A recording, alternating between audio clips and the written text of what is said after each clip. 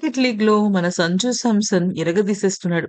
Asia కప్‌కి ముందు ఎందుకు నాకు ప్లేయింగ్ 11లో చోటివ్వరో ఇప్పుడు చెప్పండి అన్నట్టుగానే తన బ్యాటింగ్ పవర్‌ని చూపిస్తున్నాడు. అయితే సంజు శాంసన్ ప్రతిభ అలాగే కొనసాగుతుంది. గత మ్యాచ్‌లో సెంచరీ చేసిన సంజు శాంసన్ ఇప్పుడు మరో అద్భుతమైన హాఫ్ సెంచరీతో ఆకట్టుకున్నాడు. తిరువనంతపురంలోని గ్రీన్‌ఫీల్డ్స్ ఇంటర్నేషనల్ క్రికెట్ స్టేడియంలో జరిగిన ఈ మ్యాచ్‌లో కొచ్చి బ్లూ టైగర్స్, త్రిశూల్ టైటాన్స్ జట్లు తలపడ్డాయి. అయితే ఈ మ్యాచ్‌లో టాస్ ఓడిపోయి ముందుగా బ్యాటింగ్ ఎంచుకున్న కొచ్చి బ్లూ టైగర్స్ తరఫున సంజు శాంసన్ అద్భుతంగా రాణించాడు.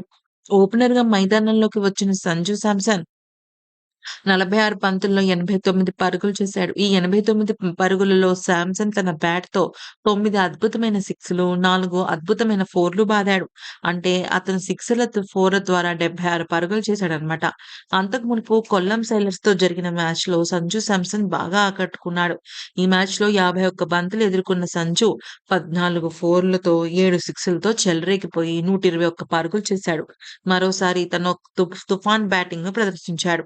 దీంతో గత 2 మ్యాచుల్లో ఇప్పుడు 16 సిక్సులు, 18 ఫోర్‌లు బాదాడనమాట.